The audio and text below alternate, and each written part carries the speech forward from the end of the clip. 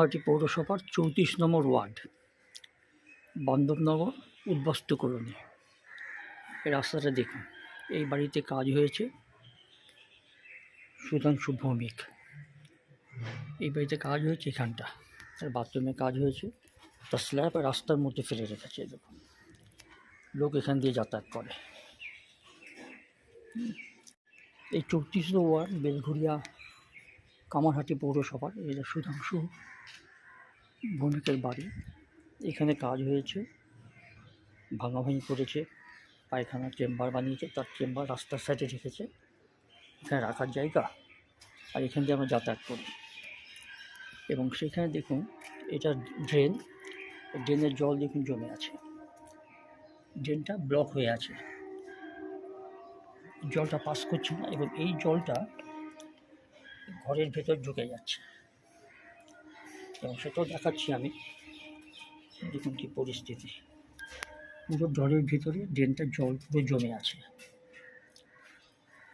দেখুন,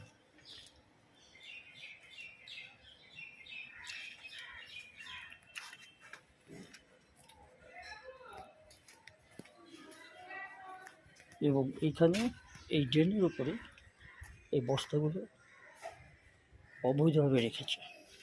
মাল কাজ হয়ে গেছে, কাজের ময়লাগুলো ফেলেনি, এগুলো ড্রেনের উপর রেখেছে সাজিয়ে রেখে। এইখানে পৌরসভার কর্মীরা এসে এটা আর পরিষ্কার করতে পারেনি, জলটা এখানে আটকে আছে।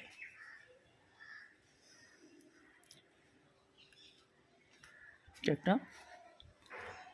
অত্যাচার, এই অত্যাচারটা করে যাচ্ছে, কেউ কিছু বলে না। গায়ের জোরে দুর্বলের উপরে অত্যাচার, দাদাগিরি। এই বাড়িরই সদস্য, আর কিছু বলতে গেলেই স্বামী স্ত্রী এসে গালিগালাজ, মারমুখী, অসভ্য পরিবার একটা। এই দেখুন ড্রেনের উপরে কীভাবে বস্তাটা রেখেছে, এই হচ্ছে পরিস্থিতি।